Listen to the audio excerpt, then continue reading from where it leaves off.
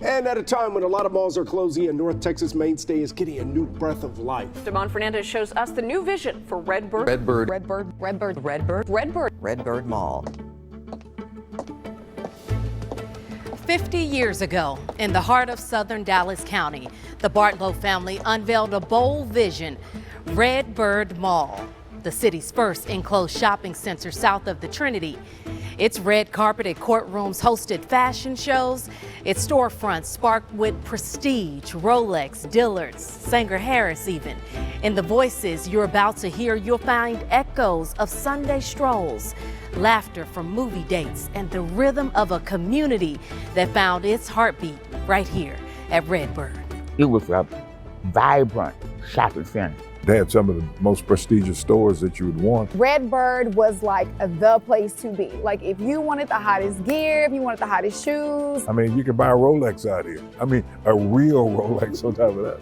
You could get your picks, you could get your tennis shoes, you could get your bell-bottom pants. You no longer had to order that stuff in some magazine.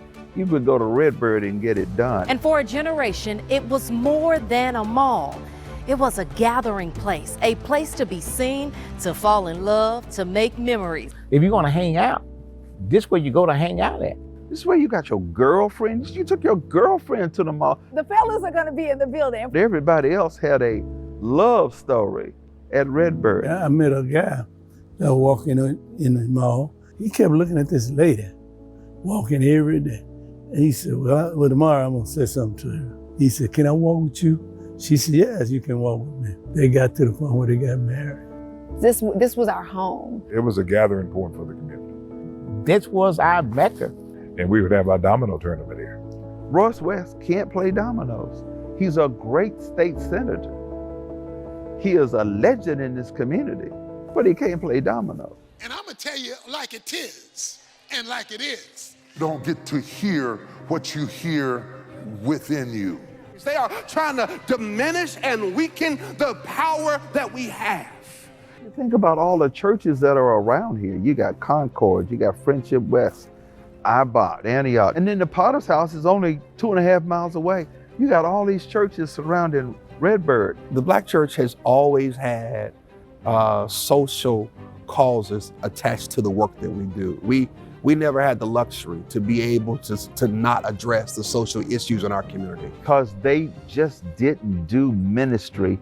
They were involved in politics, they were involved in economics, they were community driven. I just have always believed that faith has to impact the community. So the churches were a big reason that I think Redbird was successful. In the shadow of those golden years, change was coming. The white flight of the late 70s and 80s reshaped neighborhoods. You had segregation, the civil rights movement in the 60s, but in the late 60s, early 70s, now things are starting to go toward integration. Now you've got neighborhoods that were being desegregated. A black, middle class, upper class neighborhood developed around this Redbird area. At that time, it was more about white flight. The real estate agents were putting the fear of God in the white homeowner. They started moving to the suburb. Then you see the money was going to the suburb. When I first went back over with Carter, it was all white. Community in Oak Cliff was turning completely black. As black people started moving into this section of town, we came on around to the Carter area. The migration just took over area by area by area. Economic investment drifted to the suburbs. Perceptions began to shift, fueled by headlines, politics, and even the growing pains of a changing city. Incidents near the mall, from high-profile controversies to rising crime, cast long shadows. Carter Cowards are doing offensively. I coached at Carter 1971. Carter, by all accounts, was a class team, not only here in Dallas, but in the country. And a lot of people said the Carter Cowboys were better than the Dallas Cowboys. We had a monster of a team. Nobody could beat Carter High School at that time. Then all of a sudden we get news of these robberies that were occurring. The community was frankly brokenhearted. And parents at that time didn't want to send their kids to Carter because they thought everybody was bad. People said, we just don't want to go to school with those people. I'm getting out of this community as soon as I can. This mall was full of Carter kids. Those kids started arguing. They were like that. Most likely they started fighting. Customers stayed away, and one by one, the anchor stores left. What was once a mecca of culture and commerce now fought against a reputation it could not easily shake. You end up having some kids coming in talking loud, using profanity and things of that nature that frankly drove away customers. It was just a perception that the mall had really fallen off. The more the black middle class grew, we had kind of run out of places to buy, the types of homes that we wanted to. African Americans who had the means decided to move to the suburbs. That developers started developing Cedar Hill, Duncanville, and DeSoto. Then you start seeing the declining of the mall. There was a period when it was called Southwest Center Mall. I started in radio in the early 2000s, and that was around the time that the branding at Redbird changed. The name change from Redbird Mall to Southwest Center Mall, to me, is one of the greatest marketing flubs. It felt like the soul had been kind of pulled out of the mall for some time. But we started going to other places at that point. Yet even in decline, Redbird was never abandoned by its people. Community leaders, pastors, business owners, and champions like Edna Pemberton, Miss P, stood in the gap. They stopped power from being cut, fought for city support, and demanded the mall's story not end in silence. But there's a young lady in our community, a member of our church, by the name of Miss Edna Pemberton. Miss Pemberton fought till she died to save Redbird Mall. The Rock, she kept the glue going. She may have lost her sight, but she never lost her vision. If there was a need, if there was work to be done, if there was a crisis, Miss P was going to be at the helm helping us to organize things. Edna Pemberton held it up. She is a community hero. And this is just who she has always been. Redbird Mall became kind of her project, her pet project. It took people many, many years to find out why was the mall really declining. Why were people moving out? This study was showed out. Should we do two things? Should we keep the mall or should we tear it down? And I went to the meeting, I told them all they need to do is bulldoze it down. What the Early Institute told us, you should not tear it down. You should rebuild it. When new visionaries stepped in, they brought more than capital. They brought belief. Here's a guy who want to invest into this mall. Peter took a chance when nobody else would.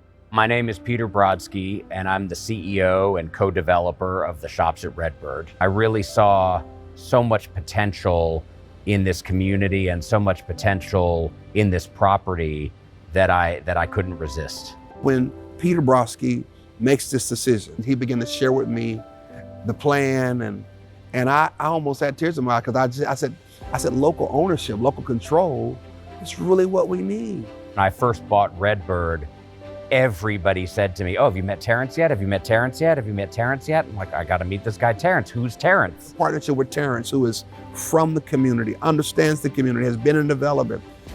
This is what we've been praying for. I'm the co-developer of Shops at Redbird with Peter Brodsky, and been involved with this redevelopment for about a decade now, and we're living it out. Terrence was willing to run up against and ultimately through the brick walls necessary to make this thing work. I think what we were successful at doing is create new anchors for the community. One that I think has more sustainability. It also helps us prioritize what we feel is most important for our community.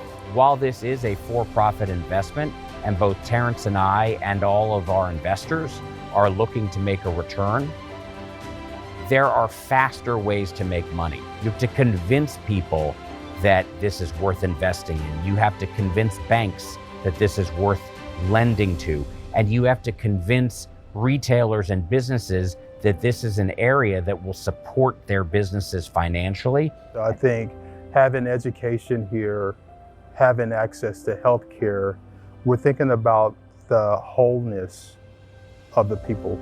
We have more than just places to shop and buy clothes. You can build your business here. You can see the people lining up for coffee. Starbucks is ranked tops in the country, and people didn't think that Black people could afford a cup of coffee. There's an apartment complex. It always has a waiting list. You've got the Oak Cliff Chamber of Commerce. You can see the people going to UT Southwestern to get first-class medical care, getting trained at Dallas College.